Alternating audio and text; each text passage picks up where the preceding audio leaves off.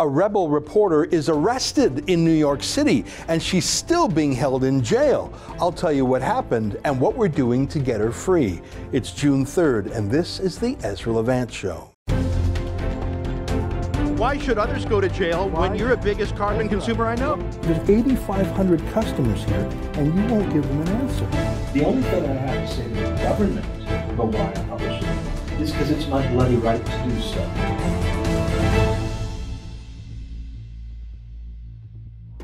I'm doing today's show without a script. Normally I write things out and arrange things more closely with producers. It makes it a bit smoother that way, but today has been anything but smooth. In fact, today started for me last night.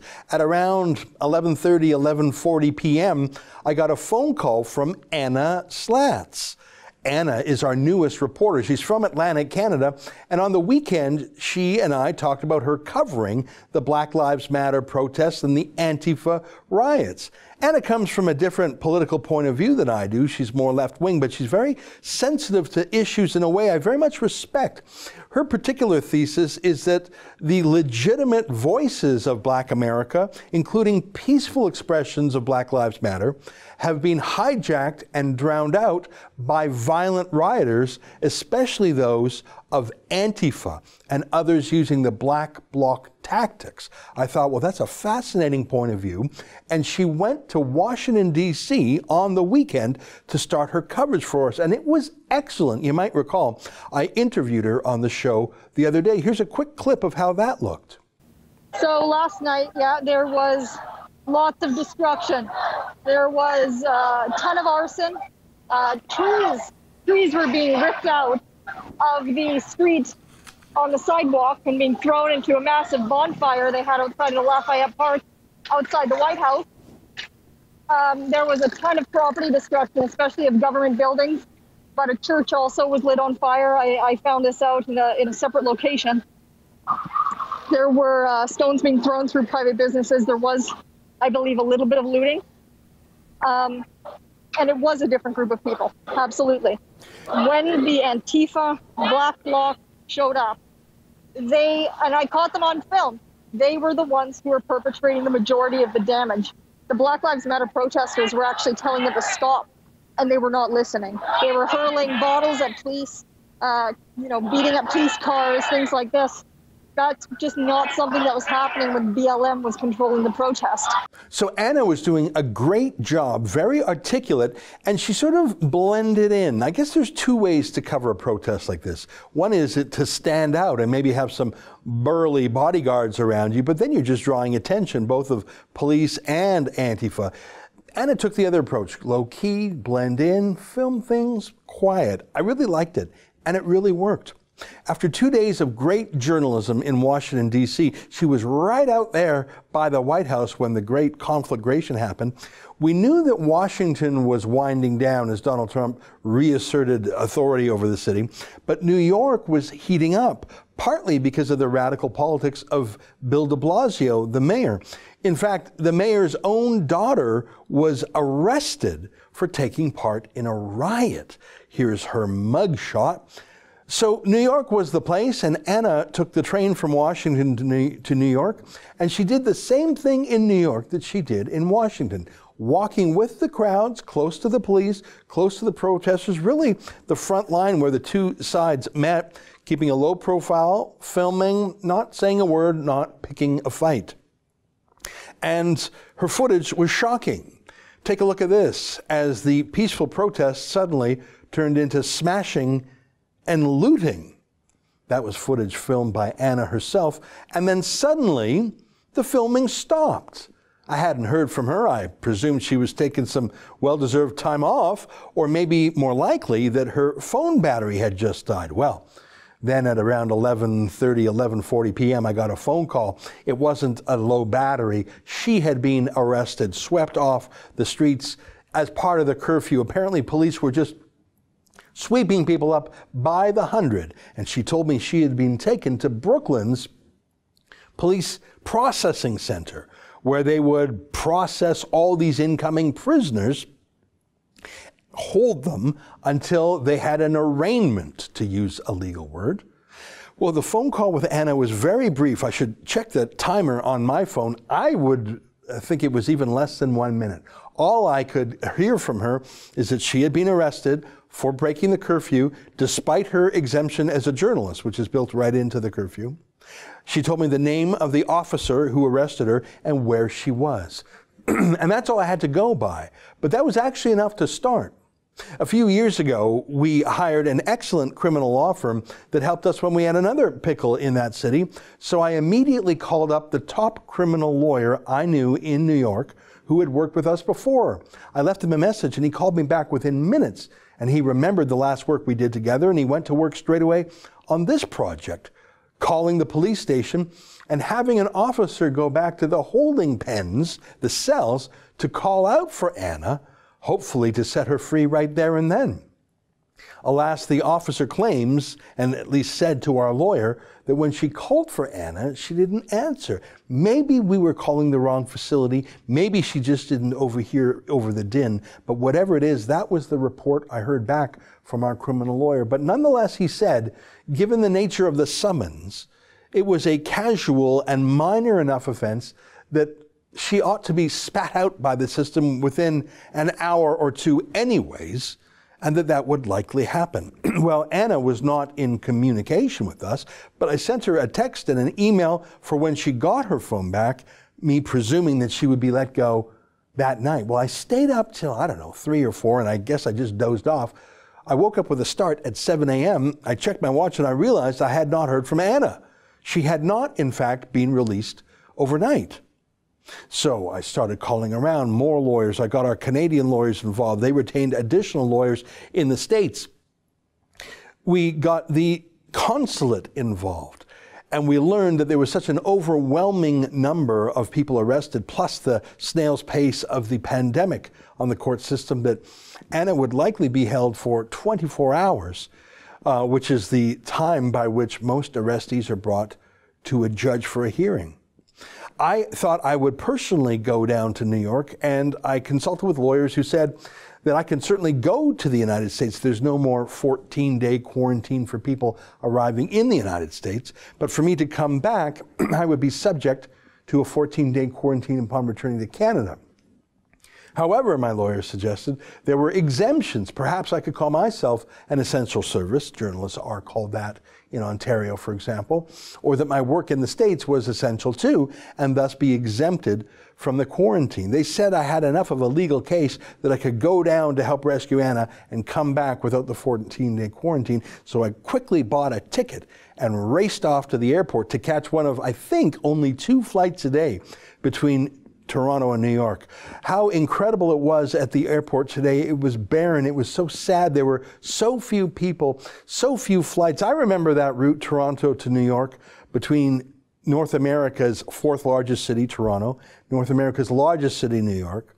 2 cities that are very integrated but not close enough for a train or a car ride. There were probably 20 or 30 flights a day between those 2 cities before. Now there's like 2. So I bought a cheap ticket and I listened to the whole explanation at the gate. I was going to fly Delta, but then I started getting phone calls from people saying, look, even if you technically can evade the quarantine upon return, as a fact, is it the right thing to do? Will other people, if you go back to work, want to quarantine themselves from you? And then there's family and friends and friends and friends of family. And do you really want to be someone who's saying, no, I can find a loophole through the quarantine? And I thought about it and I thought, I'm not really adding any legal firepower by going down there. I'm not a lawyer in New York. We already have the embassy and 5 lawyers on the case.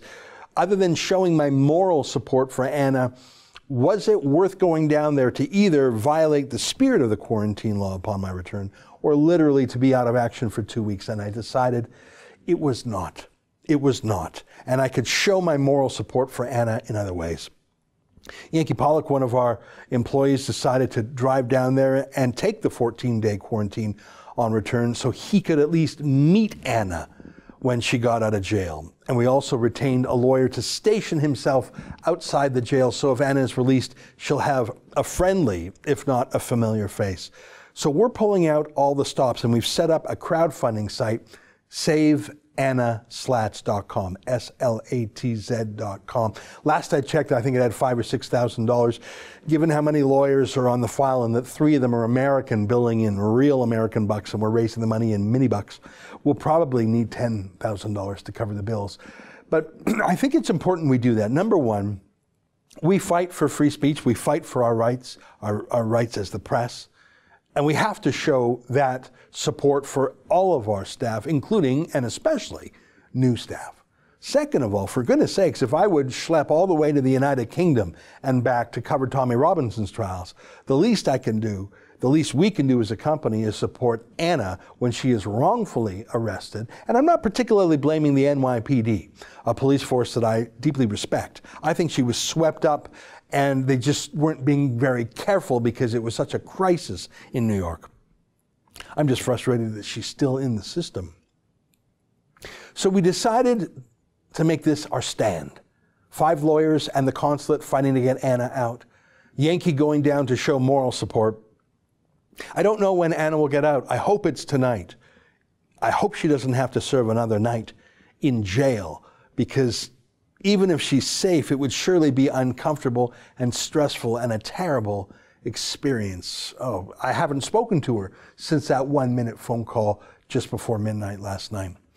So for the duration of the show, I'd like to talk to 3 people who are involved in the campaign, the project to get Anna free, to save Anna Slatz. First is a lawyer who is on the scene right now at the criminal courts in New York. His name is Michael Weinstock. I had talked to him briefly on the phone and by electronic messages. Here's my first TV conversation with him about an hour ago.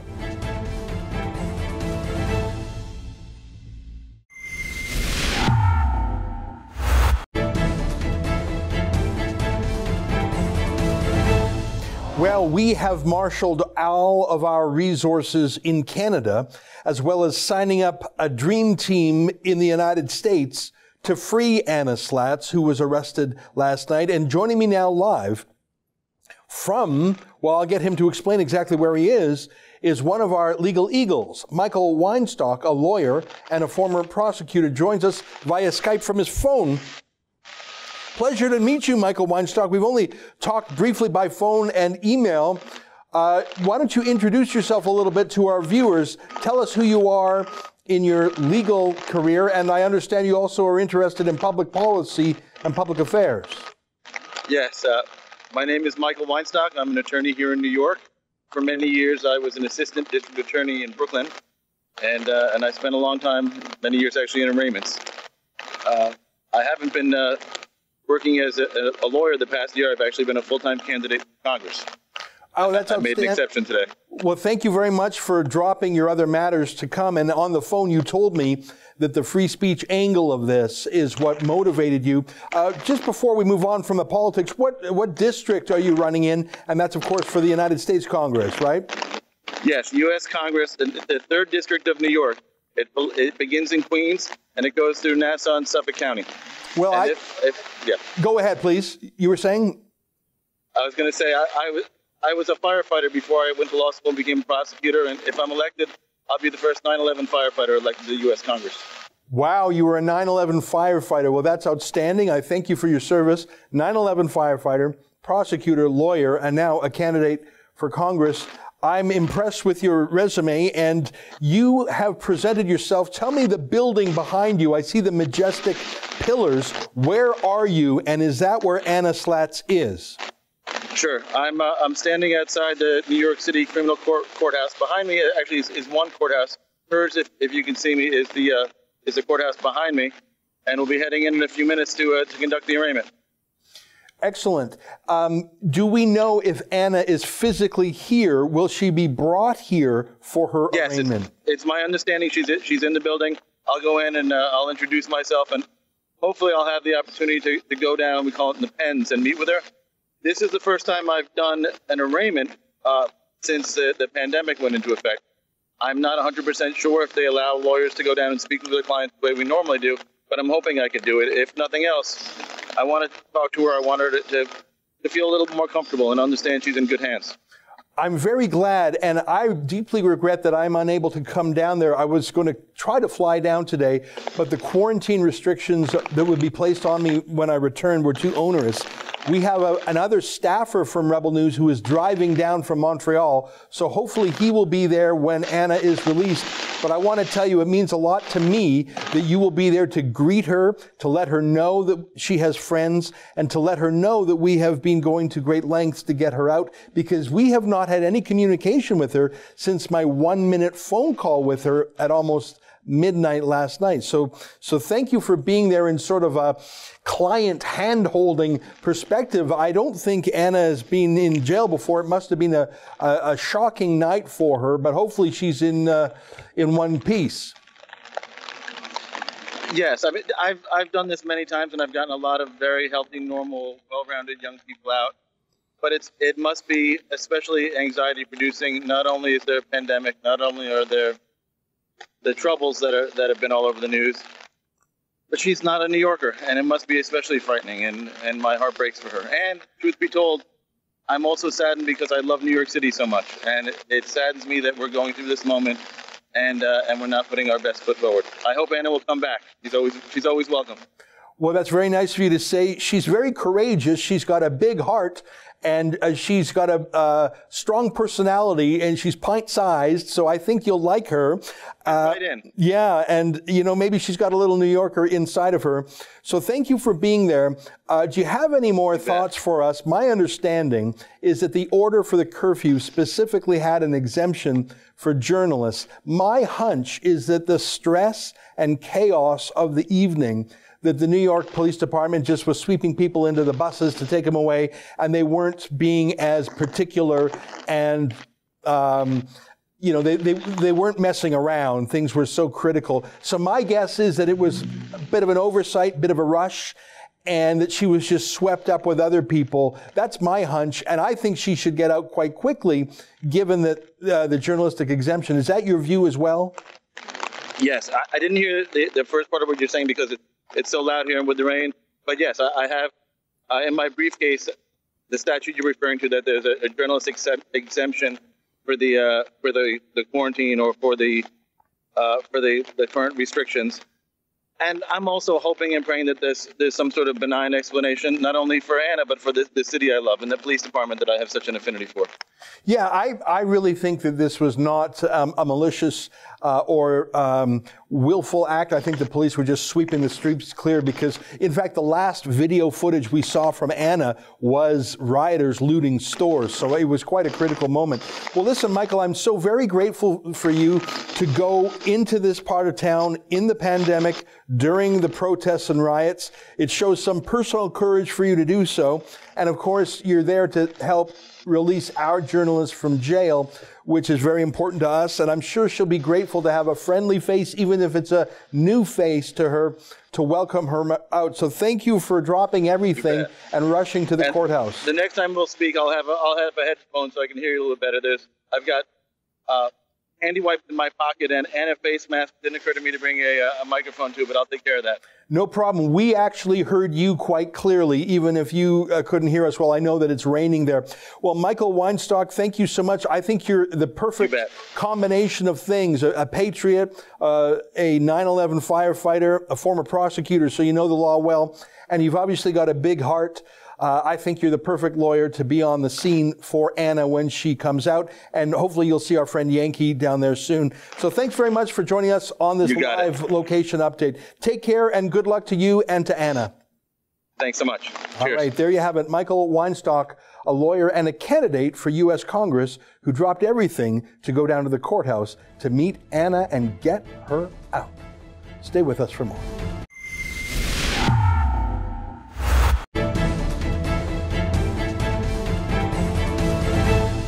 That's Michael Weinstock, very interesting man. We're very grateful to him for being there on the spot. Well, the next conversation was with our friend Yankee Pollock, who decided that he would take the 14-day quarantine upon return, and he would drive as fast as he could down to New York from Montreal, it was actually quicker than if he got to the airport, got a plane, etc., because there's just so few flights anymore. So Yankee drove, and about half an hour ago, he pulled over at the side of the road, and he did this brief Skype interview from his car with me. Take a look. Well, all hands are on deck for Anna Slatz, our new reporter. She's based in New Brunswick, but covers stories about things across Canada and around the world. And so when we sent her down to New York, it was a great fit, because one of the things she focuses on is Antifa.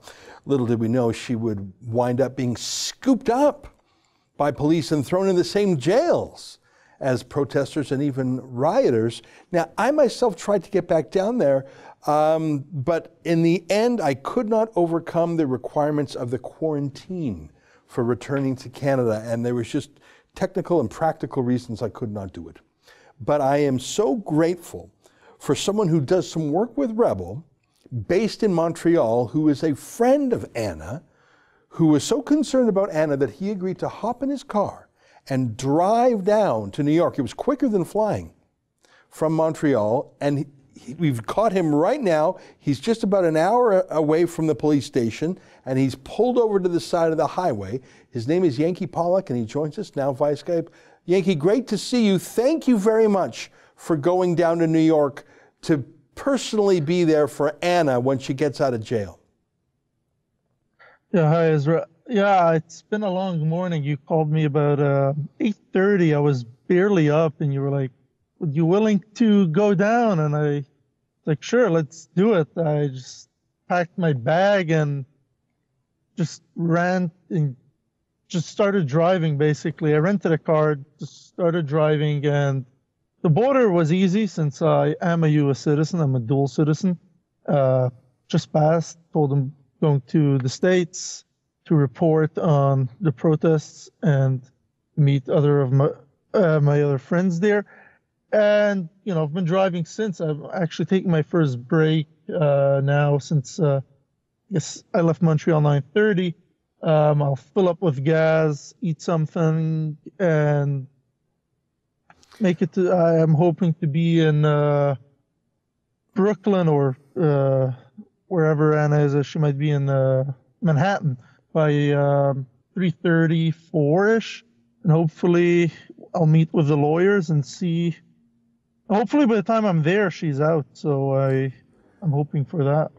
Well, Yankee, I can't thank you enough. And you absolutely did respond so quickly and so generously when I said, would you consider going down?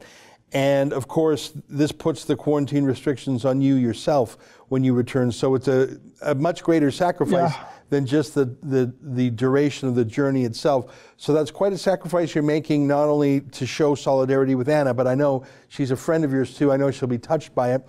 Thank you for that. We have lots of lawyers on the ground in New York, Yankee, but they're not her friends and they don't work for Rebel. So the fact that she'll see a familiar and friendly face down there, I think is very meaningful. So thank you for doing that. Yeah, that's my pleasure.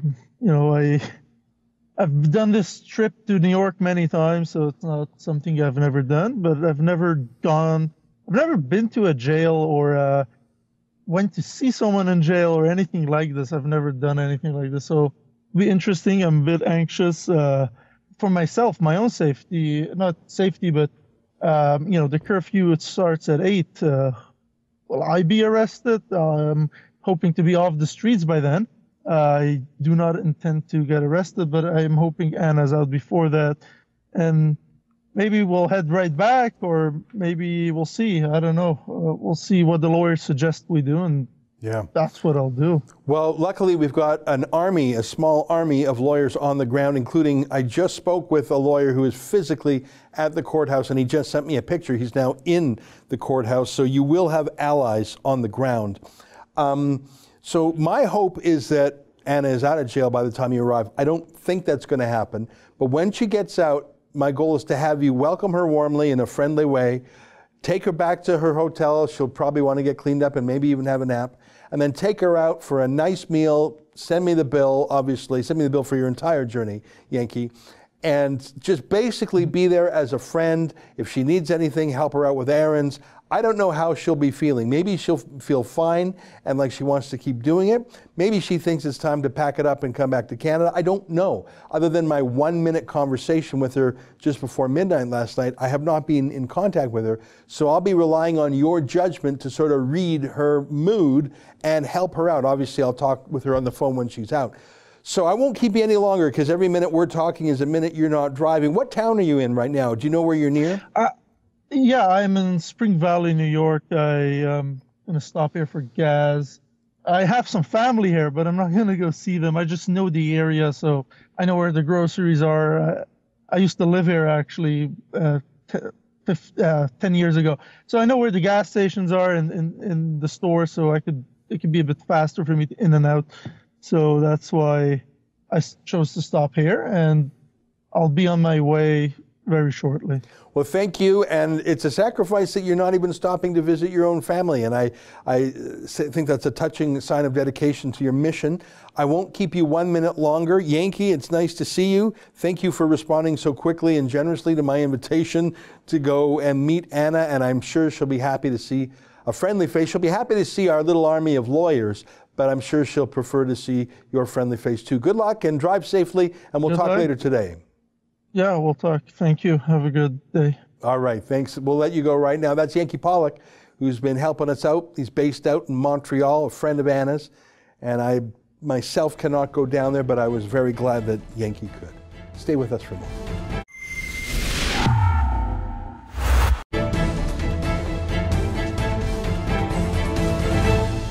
That's Yankee Pollock going down to visit Anna. I think when someone gets out of jail, they should have someone to greet them. I don't know if you recall, but when Tommy Robinson was released from prison in the United Kingdom from solitary confinement, it was my great pleasure and honor to be there when he was finally released into the world. I can only imagine how badly you want to see a friendly face. So Yankee will be that friendly face for Anna. And finally, I just spoke with Aaron Rosenberg, who is one of our lawyers who fights on the free speech battles for us, and he has been coordinating the legal fight back and working with the consulate. Here's my conversation with him. We've talked to Michael Weinstock, who is a lawyer, a former 9/11 first responder, which is pretty incredible, and a political candidate. He was there on the scene of the building where we believe Anna Slatz is being held inside. We also talked with Yankee Pollock, a rebel helper-outer in Montreal who volunteered to go down to New York to visit and greet Anna when she comes out of jail, which I think is a nice touch. I myself really wanted to do that, but there's just no getting around the 14-day quarantine requirement upon return, and I simply couldn't do it. I love to travel for legal matters, as you know. I certainly went to the UK a lot for Tommy Robinson, and that was a 7-hour journey each way. So I suppose I make myself feel better for not going down there, knowing that we have a massive legal brigade fighting to get Anna out of jail, and it is being quarterbacked here in Canada by our old friend Aaron Rosenberg, who you'll remember from our free speech battles, and he joins me now via Skype. Aaron, great to see you again. So nice to see you. Thanks, Ezra. Well, you have been working on this since moments after I got the phone call last night at just before midnight. I got the 1-minute call from Anna Slatz. I immediately wrote to our first New York criminal lawyer who we had worked with before, and I copied you because you're sort of helping us get through all our legal battles, and you have since then increased our firepower on the ground with other lawyers who are making appearances, lawyers who are standing by. We've got a bit of a legal dream team trying to get Anna out of jail, don't we? That's right. I mean, this is an unprecedented amount of firepower to be throwing at the situation. I don't think anything more can be done that's already been done right now. We've got amazing people on the ground, just highly credentialed. They are fighting every step of the way, and they are doing everything in their power to get Anna out of this terrible situation. And I'm just so proud of the people that the team that we've assembled and the amount of firepower that's going into this. I just think it's absolutely so critical that we get her out of the situation as quickly as possible. And I am just so honored to play even a small role in this. I jumped out of bed and I was ready to take the next flight to New York. Of course, I had the same quarantine issues as yourself, but I'm just so thrilled with who's down there, and I'm very proud of the situation.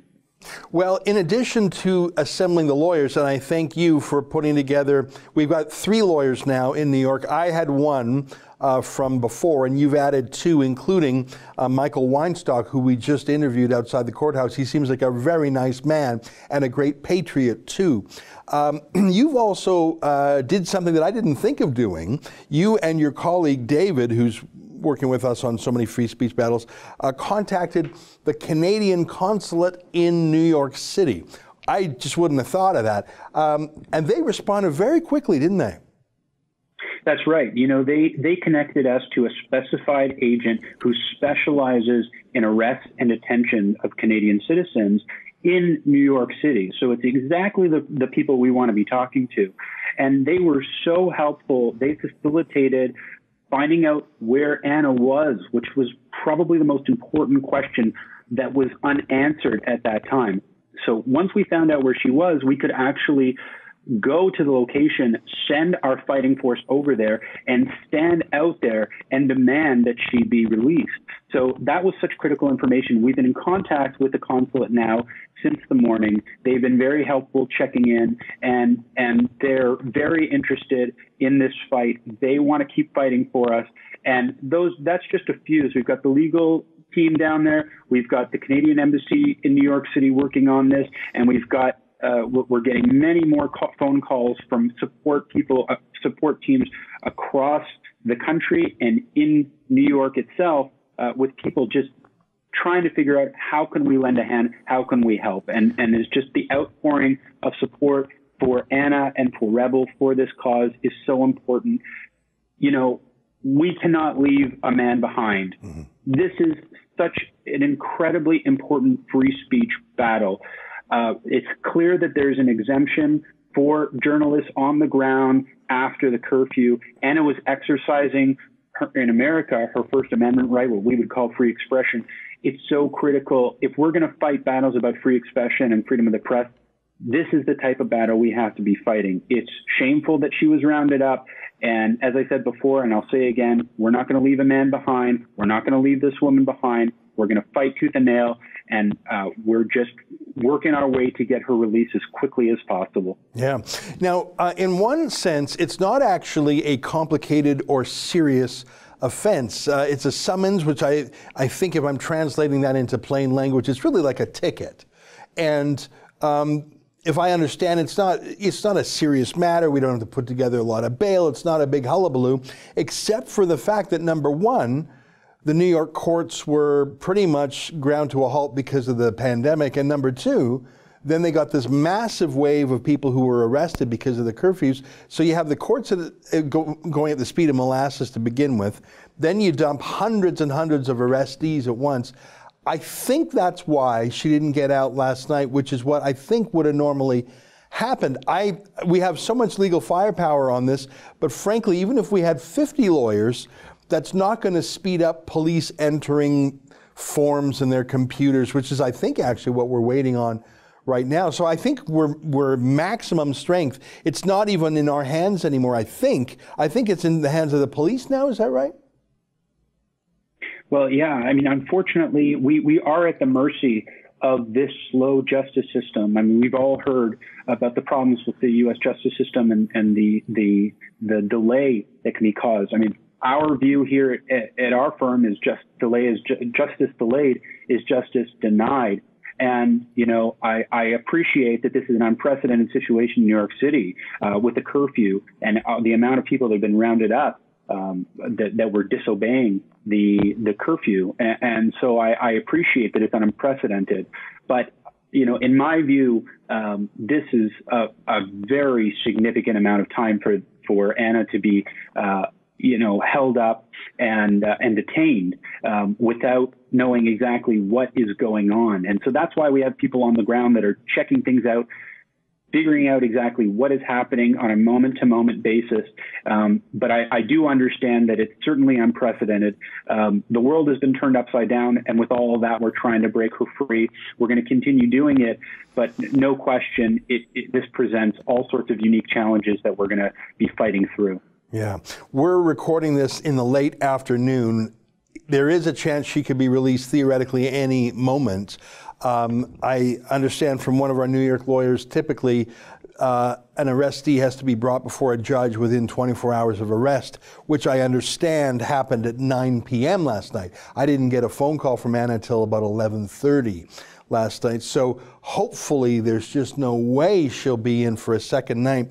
That's what irks me the most. I'm not worried about the legal result. We know that she was exempt. We know it's just a matter of time. I'm not worried about the money that much. I mean, we got a lot of lawyers fighting this, but I think we'll crowdfund it at saveannaslatz.com. What I'm worried about is this young woman who spent a night in jail. And that's not any, and not exactly a comfortable, friendly jail either, like the holding pens at a police station, which, if I'm not mistaken, are maximum security by definition. That's not a nice night. No, absolutely not. And, you know, this goes back to the tradition that's been set out for hundreds of years, the idea of presenting the body, habeas corpus. And it's just so fundamental to Western justice systems that people should have the right to be heard and to be presented before the court. So the sooner this happens, the more faith I'll have in the court system down there. I think, in my view, it's unacceptable despite the unique challenges. But I just feel so horrible for Anna, and I can't stop thinking about the circumstances she's under. So I'm just going to continue fighting and working with our team to ensure that we break her out as soon as we possibly can, and not a moment later. Well, I'm so grateful to you. And the crazy thing is, Anna has no contact with the outside world. She doesn't have her phone. Obviously, she's not checking email or text in jail. She doesn't even know what's going on. When she gets out, she'll see all sorts of activity that was done on her behalf. However frustratingly slow the effect is. I'm glad we're sending down a staffer that she knows, Yankee Pollock, to personally greet her. And we have a lawyer on the scene, too. Aaron, thanks a million for working so hard on this. Oh, it's my pleasure. Thanks. Keep fighting. All right, we sure will. Well, that wraps up our coverage of, well, where our own reporter got sucked into the news. She was no longer reporting the news. She made the news. She was improperly arrested and detained, even though there is a specific legal exemption for journalists. We've been fighting the matter since about 11:40 p.m. last night. We've got a lot of lawyers in 2 countries and the consulate you heard from Aaron there. So we'll keep at it. Hopefully we'll have good news tonight. If you want to help us, I know Anna's new to our team. In fact, this was her first video assignment for us. I think she was doing great. If you can help us out, excuse me, please go to saveannaslatz.com. Last I checked, there's about $5,000, about $6,000 being raised there. That's Canadian mini bucks, and 3 of our 5 lawyers are on the U.S. side, so that's not going to go very far. If there is a surplus, we've decided to give it to Anna personally as a sort of danger pay bonus of sorts. But I think if this matter stretches into a second day, that $5,000, $6,000 will probably be eaten up. So if you want to help us, please do. All right, well, that's the emergency show, which is really what it is. Until tomorrow, on behalf of all of us here at Rebel World Headquarters, to you at home, good night, and keep fighting for freedom.